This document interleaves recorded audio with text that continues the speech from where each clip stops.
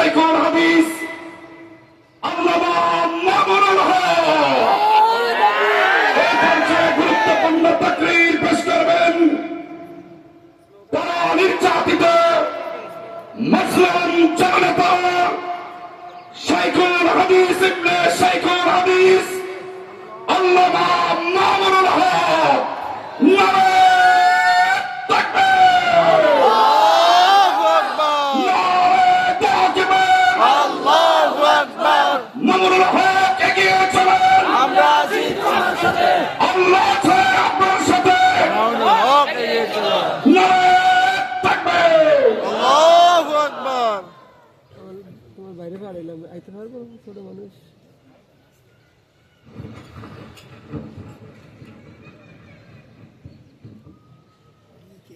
السلام عليكم ورحمة الله. ওয়ালাইকুম আসসালাম ওয়া রাহমাতুল্লাহ। نحمد الله تعالى ونصلي على رسوله الكريم أما بعد. أعوذ بالله من الشيطان الرجيم. بسم الله الرحمن الرحيم. لا يستوي منكم من أنفق من قبل الفتح وقاتل أولئك أعظم درجة من الذين أنفقوا من بعد وقاتلوا وكلا وعد الله الحسنى والله بما تعملون خبير. وقال تعالى من المؤمنين رجال صدقوا ما عاهدوا الله عليه فمنهم من قضى نحبه ومنهم من ينتظر وما بدلوا تبديلا. صدق الله العظيم. জামিয়াত ইব্রাহিমের আজিম উশান দস্তারবন্দি মহাসম্মেলনে আল্লাহ পাক রব্বুল আলামিন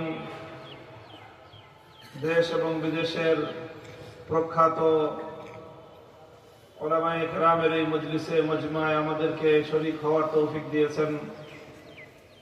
আমাদের জন্য আল্লাহ পাকের পক্ষ থেকে বড় মেহেরবানি।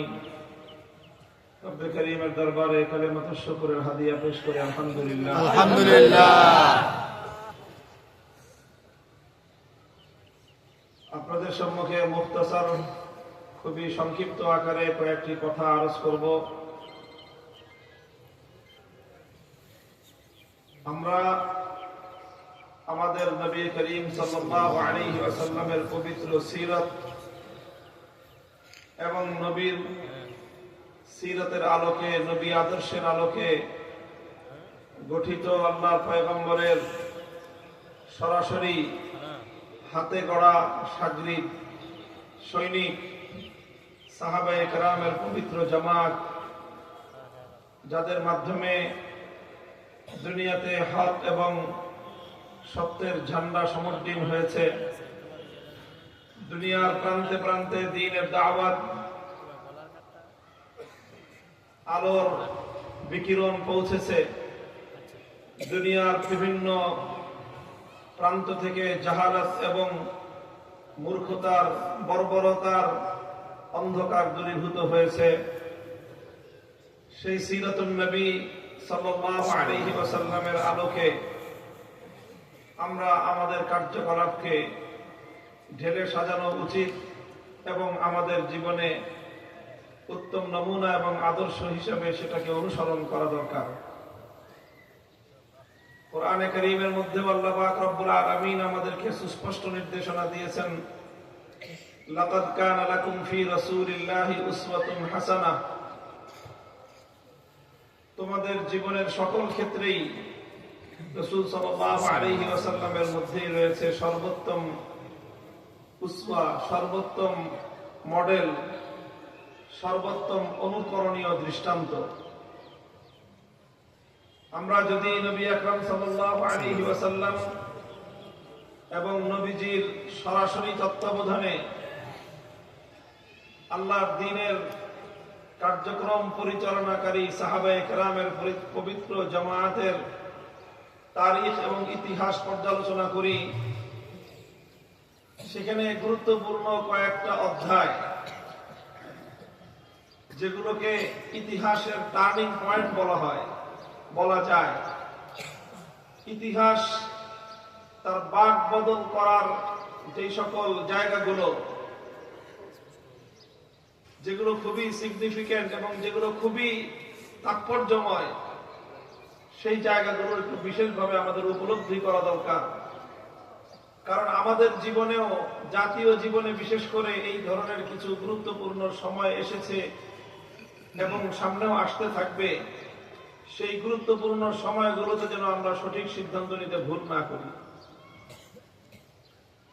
আমরা দেখেছি রাসূল আকরাম সাল্লাল্লাহু আলাইহি ওয়াসাল্লামের নবুয়তের 23 বছর, এই 23 বছরের মধ্যে কিছু কিছু অতীব গুরুত্বপূর্ণ ঐতিহাসিক সিদ্ধান্ত আল্লাহ নবী নিয়েছিলেন, যেই সিদ্ধান্তগুলোর উপর ভিত্তি করে দুনিয়াতে ইসলামের বোলবালা হয়েছে, দুনিয়াতে ইসলাম প্রচারিত হয়েছে, সম্প্রসারিত হয়েছে এবং আল্লাহর দ্বীন বিজয়ী হয়েছে।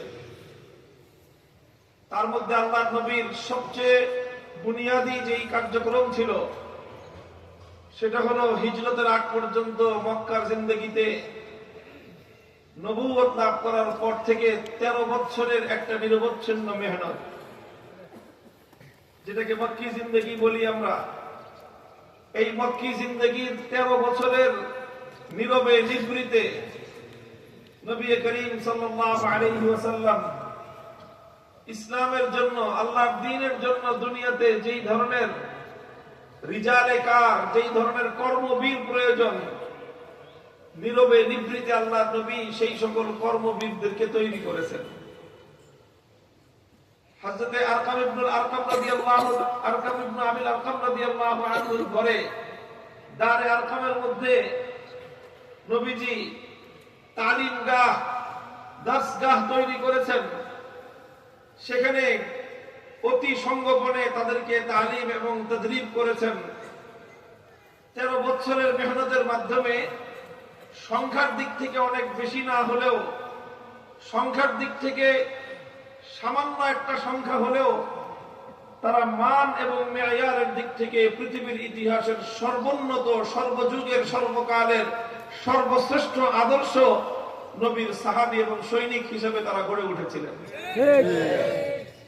এটা হলো আল্লাহর নবীর জিন্দেগির সর্বপ্রথম বুনিয়াদী কর্মকাণ্ড ছিল, যেটা নবীজি নবুয়তের পর থেকে নিয়ে হিজরতের আগ পর্যন্ত 13 বছর পর্যন্ত এই মেহনত পরিচালনা করেছেন।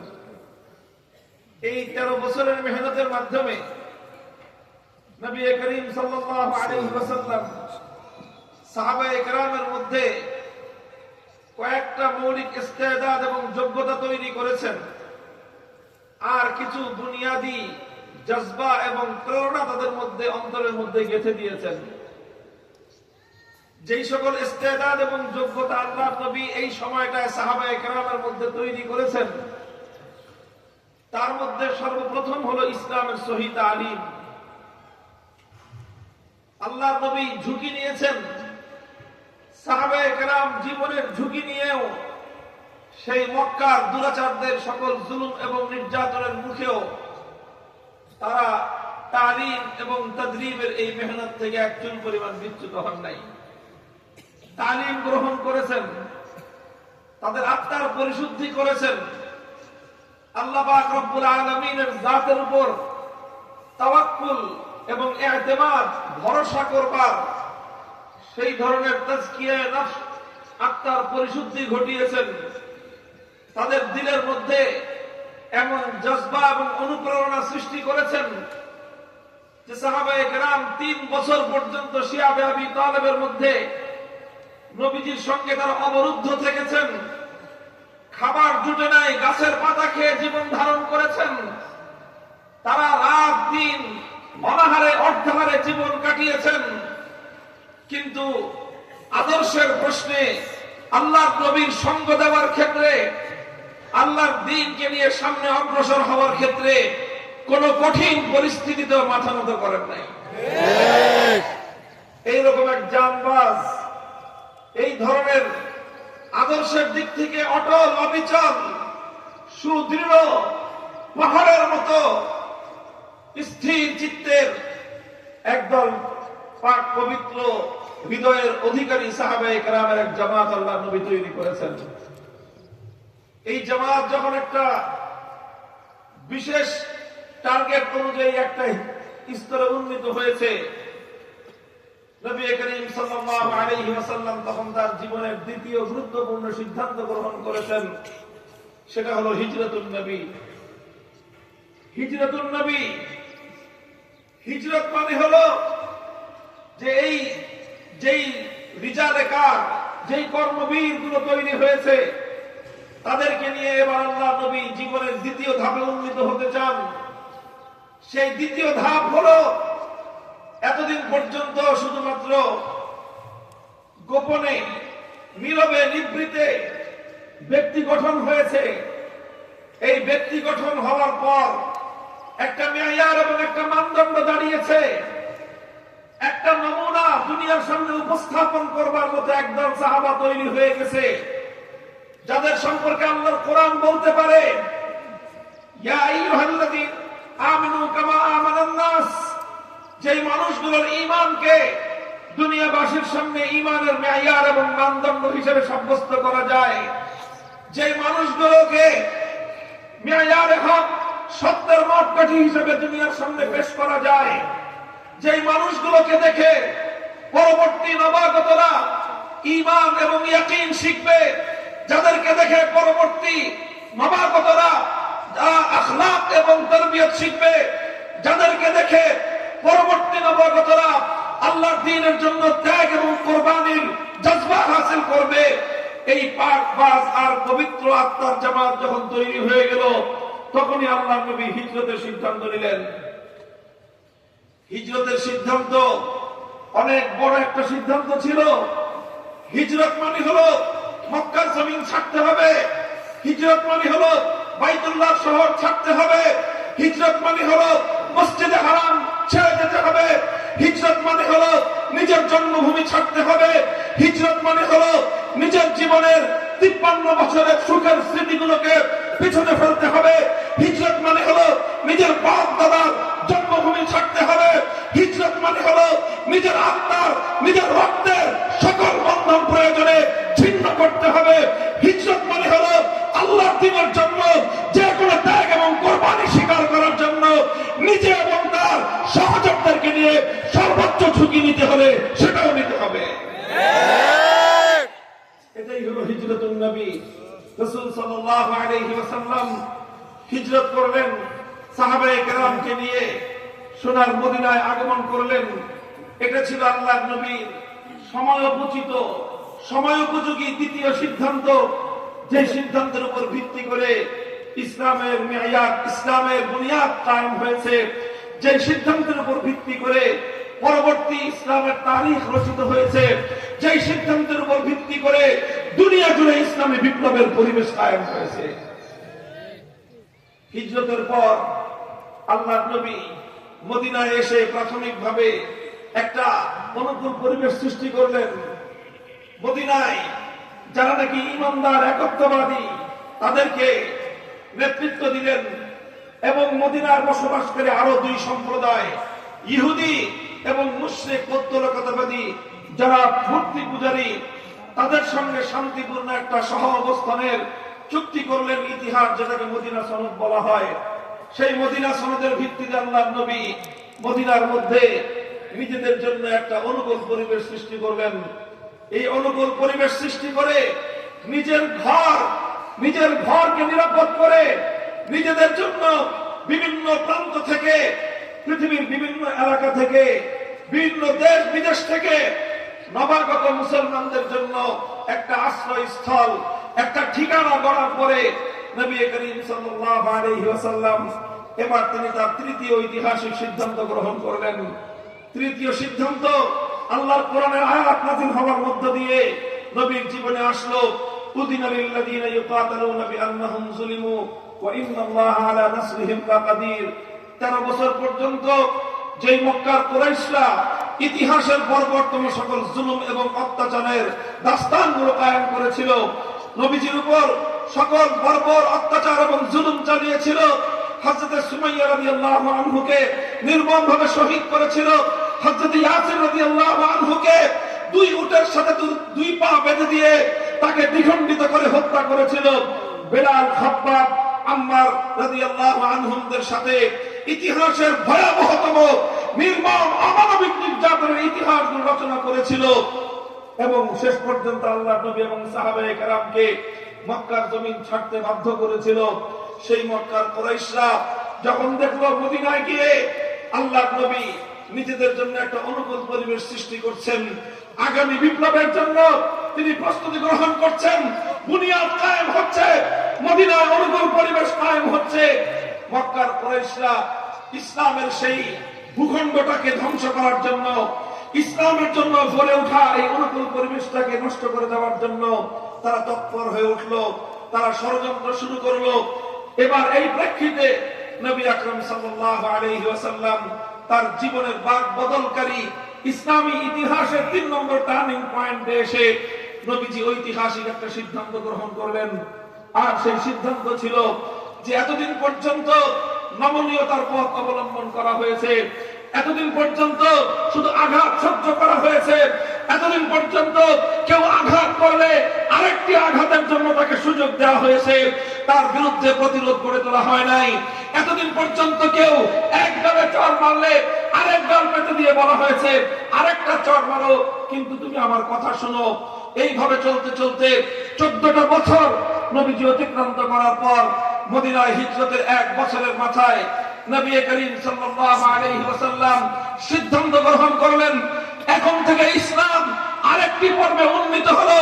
এখন থেকে ইসলামের নীতি, এখন থেকে ইসলামের পলিসি, এখন থেকে ইসলামের সিদ্ধান্ত হলো আঘাত করলে পাল্টা আঘাত ছাড়া কাউকে ছেড়ে দেওয়া হবে না।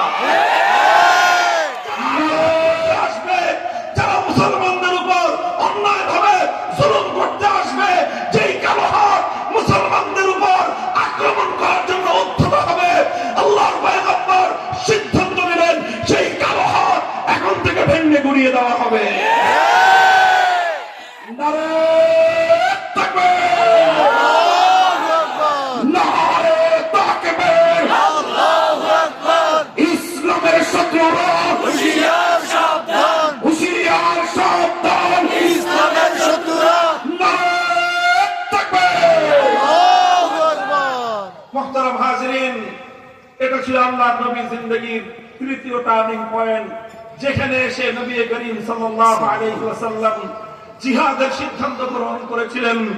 আর নবীজির সেই সিদ্ধান্তের প্রেক্ষিতে বদরের রণাঙ্গন রচিত হলো। 313 জন সাহাবায়ে কেরাম বেসরু সামান নিরন্ন নিরস্ত্র অসহায় অবস্থায় 1000-এর উদ্ধত অহংকারী বাহিনীর দম্ভকে আল্লাহর জমিনের সঙ্গে গুড়িয়ে দিলে মক্কার কুরাইশদের কোমর ভেঙে দেওয়া হয়েছিল এবং ইসলাম তার গৌরবোজ্জ্বল ইতিহাসের পথে প্রথম কদম রেখেছিল বদরের রণাঙ্গনে। এরপরে একটা একটা করে ইতিহাস সূচিত হলো, উহুদের রণাঙ্গন কায়েম হলো, সাহাবায়ে কেরাম জীবন দিলেন, 70 জনের রক্তে রঞ্জিত হলো পবিত্র উহুদের ময়দান। আমার নবী দান্দান ভাঙলেন, মাথা ভাঙলেন, সর্বাঙ্গ শরীর তার রক্তে রঞ্জিত হলো। রক্তে ঝরতে ঝরতে আমার নবী মাটিতে লুটিয়ে পড়লেন। এক চুল পরিমাণ আল্লাহর নবী বাতিলের সঙ্গে আপোষ করার চিন্তা করেন না। নবীজি ক্ষত বিক্ষত অবস্থায় উহুদের ময়দানে যখন তিনি শায়িত, তিনি বেহুশ, ময়দানে গুজব ঘটে গেছে কুতিলা মুহাম্মদ সাল্লাল্লাহু আলাইহি ওয়াসাল্লাম। ইবলিস লানাতুল্লাহ আমার নবীর শাহাদাতের সংবাদ ছড়িয়ে দিয়ে মুসলমানদের মধ্যে হতাশা ছড়িয়ে দেওয়ার চেষ্টা করলো। মুসলমানরা ইতস্তত বিক্ষিপ্ত হলো। আমার নবী ক্ষত বিক্ষত জমিনে একেবারে শুয়ে, আল্লাহর জমিনে আমার নবী শায়িত অবস্থায়, রক্তাক্ত অবস্থায় সাহাবায়ে কেরামকে ডেকে ডেকে বললেন, ইলাইয়া ইবাদাল্লাহ, ইলাইয়া ইবাদাল্লাহ, ইলাইয়া ইবাদাল্লাহ, আসো আমাদেরকে আরো বহুদূর পথ চলতে হবে, শত্রুর সঙ্গে আরো অনেক লড়াই চালিয়ে যেতে হবে, আরো অনেক সংগ্রাম করতে হবে, আরো অনেক ত্যাগ আর কোরবানি স্বীকার করতে হবে। রক্ত দেওয়া শুরু করেছি, রক্ত দিতে থাকতে হবে। এই রক্তের স্রোত পেয়ে আল্লাহর দ্বীন দুনিয়ার প্রান্তে প্রান্তে পৌঁছে যাবে। খন্দক হলো, ইসলাম একটার পর একটা ধাপ অতিক্রান্ত করলো। একদিকে মক্কা কুরাইশদেরকে মোকাবেলা করতে লাগলো, মদিনার অভ্যন্তরে ইসলাম শক্তিশালী হতে লাগলো। একটার পর একটা ইহুদি জাতি বিশ্বাসঘাতকতা করতে আরম্ভ করলো।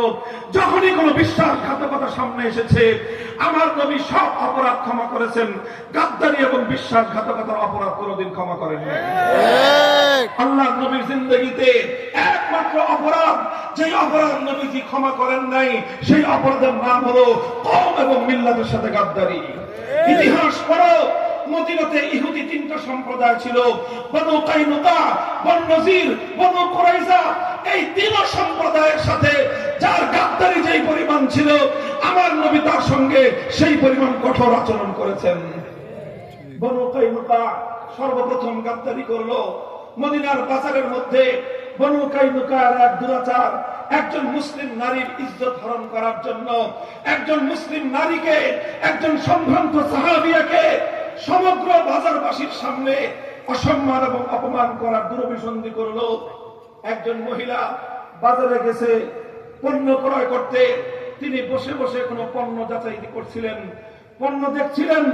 এমন সময় বনু কাইনুকার এক দুরাচার পেছন দিক থেকে এসে সেই নারীর নিচের নিম্নাঙ্গে পরিধেয় বস্ত্র, সেটাকে কাটা দিয়ে তার শরীরের পিঠের সঙ্গে বিদ্ধ করে দিয়েছে, উপরের কাপড়ের সঙ্গে। মহিলা যখন দাঁড়িয়ে গেছে, তখন তার পিছনের কাপড়, নিচের কাপড়টা উপরে উঠে তিনি বিবস্ত্র হয়ে পড়েছেন। আর এই দৃশ্য দেখে দুরাচার ইহুদিরা অট্টহাসিতে ফেটে পড়েছে। একজন সম্ভ্রান্ত মুসলিম নারী নিজের এই অসম্মান, এই অপমান, এই মর্যাদায় চিৎকার করে জমিনের মধ্যে বেহুশ হয়ে পড়ে গিয়েছেন। এই দৃশ্য দেখেছেন একজন সাহাবী, নিজের এক বোনের ইজ্জতের উপর এই ধরনের কুলাঙ্গারদের এই হস্তক্ষেপ বরদাস্ত করতে পারেননি। কোষবদ্ধ তরবারি কোষ মুক্ত করে যেই দুরাচার এক বোনকে তার ইজ্জতের উপর, তার সম্মান এবং মর্যাদার উপর আক্রমণ করেছিল, নিজের তরবারি উন্মুক্ত করে তার বিচার করলেন, সেখানেই তার কল্লা শরীর থেকে উড়িয়ে দিলেন। মুহতারাম হাজিরিন, সঙ্গে সঙ্গে এক মুসলমান ভাই নিজের বোনের, এক নারীর ইজ্জত, এক নারীর সম্মান এবং মর্যাদা কতটা সূচ্যে, কতটা গুরুত্বপূর্ণ, সেটা তিনি প্রমাণ করলেন।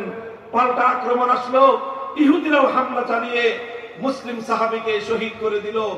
একজন মুসলিম সাহাবী আর একজন ইহুদি দুরাচার নিহত হলো। দুটি ঘটনা সংঘটিত হওয়ার পর গোটা মদিনা তোলপাড় হয়ে গেল। বিচার গেল আল্লাহর নবীর কাছে। নবীজি সব ঘটনা শোনার পর সিদ্ধান্ত গ্রহণ করলেন, গাদ্দারি আর বিশ্বাসঘাতকতা ইহুদিরাই করেছো। তোমরা আমার বোনের গায়ে হাত তুলেছ, তোমরা মুসলিম নারীর ইজ্জতের উপর আঘাত করেছ, তোমরা এক মুসলিম নারীকে ওপেন একটা উন্মুক্ত স্থানে তার আবরণ, তার সদর খুলে দিয়ে তার সম্মান এবং সম্ভ্রমের কাপড় খুলে নিয়েছ। মুসলমানদের এক নারীর ইজ্জতের উপর যখন আঘাত করা হয়, সেটা এক নারীর উপর আঘাত থাকে না, সে আঘাত গোটা উম্মতের উপর হয়। শিক্ষা দিলেন, যেই বনু কাইনুকা এক মুসলিম নারীর ইজ্জত নিয়ে ছিনিমিনি খেলেছে, আমার নবী তাদেরকে সময় দিলেন 3 দিনের মধ্যে আমাদের মদিনা ছেড়ে যাবা। 3 দিন পর বনু কাইনুকায় গাদ্দার এবং বিশ্বাসঘাতকদেরকে, যাদেরকে এই মদিনায় পাওয়া যাবে, গর্দান উড়িয়ে দেওয়া হবে। হ্যাঁ, দুনিয়ার মুসলমান, এক বোনের ইজ্জত কিভাবে রক্ষা করতে হয়, এক মায়ের সম্ভ্রমের কত মূল্য, এক কন্যার ইজ্জতের কত মূল্য, দুনিয়ার কারো কাছ থেকে তোমার এবং আমার শিখতে হবে না।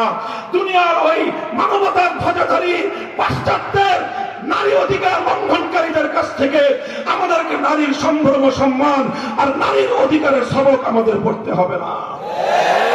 আমাদের সবক দিয়েছেন আমাদের নবী, আমাদের সবক দিয়েছেন আমাদের পুণ্যাত্মা সাহাবায়ে কেরাম, আমাদেরকে শিক্ষা দিয়েছেন এক বোনের ইজ্জতের হেফাজতের জন্য প্রয়োজনে একটি যুদ্ধ হবে, প্রয়োজনে একটি লড়াই হবে, হাজারো ভাই শাহাদাত বরণ করবে।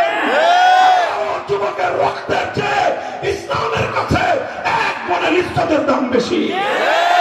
মুসলমান সেই জাতি যারা সুদূর হিজাজ থেকে 17 বছরের তরুণ সেনাপতি মোহাম্মদ বিন কাসিমের নেতৃত্বে সিন্ধু অভিযান চালায়। শুধু উদ্দেশ্য ছিল এক মুসলিম নারী রাজা দাখিলের জিন্দানখানা থেকে চিঠি পাঠিয়েছিল, বার্তা পাঠিয়েছিল, হে হাজ্জাজ বিন ইউসুফ, মুসলমানদের শাসক, তুমি আরামের ঘুম ঘুমাও, সিংহাসনে বসে রাজত্ব পরিচালনা করো। আর 5000 মাইল দূরে সিন্ধু এলাকায় এক অত্যাচারী রাজা বাদশার অন্ধকার কারা প্রকোষ্ঠে তোমার এক বোন ইজ্জত লুণ্ঠিত হওয়ার অপেক্ষায় প্রহর করে লজ্জা লাগে না? বোনের ইজ্জতের নিরাপত্তা যদি দিতে না পারো, হে মুসলিম শাসকরা, ক্ষমতায় থাকবার কোনো অধিকার তোমাদের নাই। হযরতে মুহাম্মদ বিন কাসিম রাহিমাহুল্লাহ তাআলা 17 বছরের তরুণ সেনাপতি হিন্দুস্তানে সফর করলেন, সিন্ধু অভিযান পরিচালনা করলেন, ইতিহাসের অত্যাচারী শাসক রাজা তাহিরকে পরাস্ত করলেন, তার জিন্দানখানার লৌহকপাট ভেঙে গুড়িয়ে দিয়ে নিজের বোনকে জিন্দানখানা থেকে মুক্ত করার পর আরশের মালিককে লক্ষ্য করে বলেছিলেন, কদ আদাইতু ফরিজতি, কদ আদাইতু ফরিজতি। হে মুসলিম যুবকেরা, আজ আমি আর তুমি আমরা পরিতৃপ্তের সঙ্গে জীবন যাপন করছি, আমরা তৃপ্তির ঢেকুর তুলতেছি, অথচ অন্য দেশ নয়, বার্মা, সিরিয়া, মারমা, কাশ্মীর আর ফিলিস্তিনের গাজা নয়, আজ তোমার পবিত্র ভূমি শাহজালাল শামাখদুমদের 90% মুসলমানদের এই জমিনে মুসলিম নারীদের, মুসলিম কন্যাদের, মুসলিম বোনদের ইজ্জত নিয়ে ছিনিমিনি খেলার জন্য ইসকনের মতো জঙ্গিবাদী, ইসলাম বিরোধী, দেশ বিরোধী অপশক্তি কাজ করতেছে।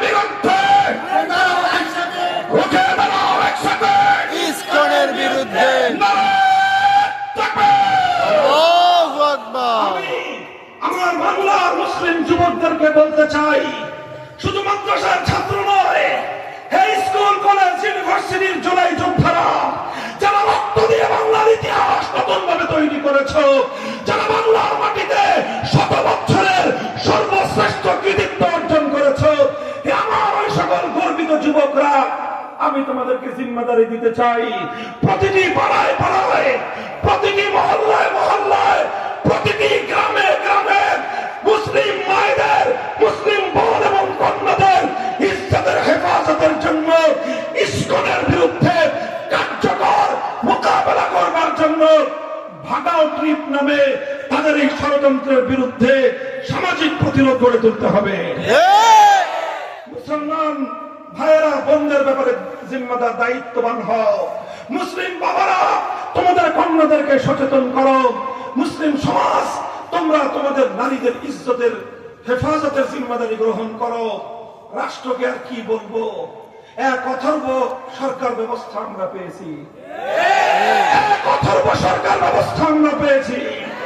সরকারগুলো একটার পর একটা পরিবর্তন হয়, কখনো তারা ভারতকে কুর্নিশ করে, কখনো তারা পশ্চিমাদেরকে কুর্নিশ করে, কখনো তারা রাশিয়ার সামনে মাথা নোয়ায়, কখনো তারা ওয়াশিংটনকে চেষ্টা করে। মুসলমান নিজের বোনের ইজ্জতের দিকে তাদের দৃষ্টি নাই। এই সকল অপদার্থ সরকারের উপর নির্ভর করে থাকবার সময় আমাদের নাই। আমাদের নিজেদের ঘরগুলোকে নিজস্ব ব্যবস্থাপনায় রক্ষা করতে হবে। মুহতারাম হাজিরিন, বনু কায়নুকার ঘটনার উদ্ধৃতি আমি বলেছিলাম। এরপরে বনু নজির বিশ্বাসঘাতকতা করলো, নবীজি তাদেরকে মদিনা থেকে বহিষ্কার করলেন। সর্বশেষ গজওয়ায়ে খন্দকের সময় বনু কুরাইজা সবচেয়ে বড় গাদ্দারি করেছিল, আল্লাহর নবী তাদেরকে সবচেয়ে বড় শাস্তি দিয়েছিলেন। কাজেই হে মুসলমান, খবরদার, আর যে কোনো ভুল করো ক্ষমা আছে, গাদ্দারির কোনো ক্ষমা নাই। মিল্লাতের সঙ্গে কেউ গাদ্দারি করার দুঃসাহস দেখাবে না।